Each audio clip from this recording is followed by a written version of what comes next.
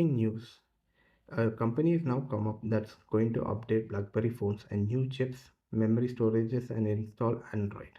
This sounds like a dream, but they're already in talks of launching the new Passport. The BlackBerry Passport, was a unique phone with a 4.5-inch display with a square 1440 into 1440 resolution. The Passport featured a hybrid physical virtual keyboard and relied on virtual rows on the touchscreen to type lowercase letters, numbers, and punctuations.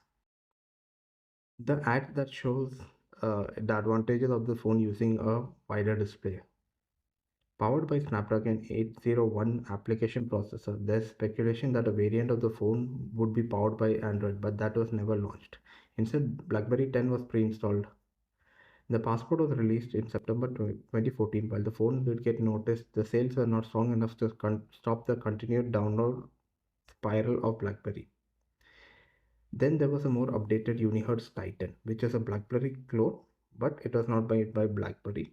It has the same 4.5-inch square 1440 into 1440 display resolution. It had a hybrid physical QWERTY keyboard with a massive 6000 mAh battery and launched with Android 9 and received one updated Android 10.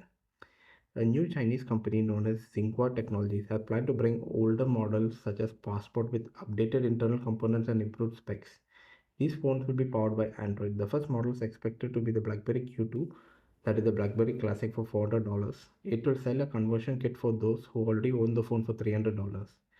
The Zinwa Q25, as the phone will be called, will keep the original 720 into 720 display, the outer shell physical keyboard, and LED notification light. The goal is to keep the old BlackBerry look and feel with internal components bringing up to date. The Qualcomm Snapdragon S4 application chipset will be released and replaced by the MediaTek Helio G99 processor. The 2 GB of RAM will be updated for 12 GB of RAM. The 32 GB internal storage will get updated to 256 GB of UFS 2.x RAM. The phone will support a 50 megapixel rear camera and 8 megapixel front snapper with all 4G bands for international. He'll run Android 13 out of the plan with no plans to update it or later. There will be security updates. Other features include headphone jack, NFC, USB Type-C, micro SD card, and a single SD card slot. It sounds like a scam, but it'll ship in August, so let's see what happens. The company plans to offer similar upgrades to BlackBerry KEYone and Passport.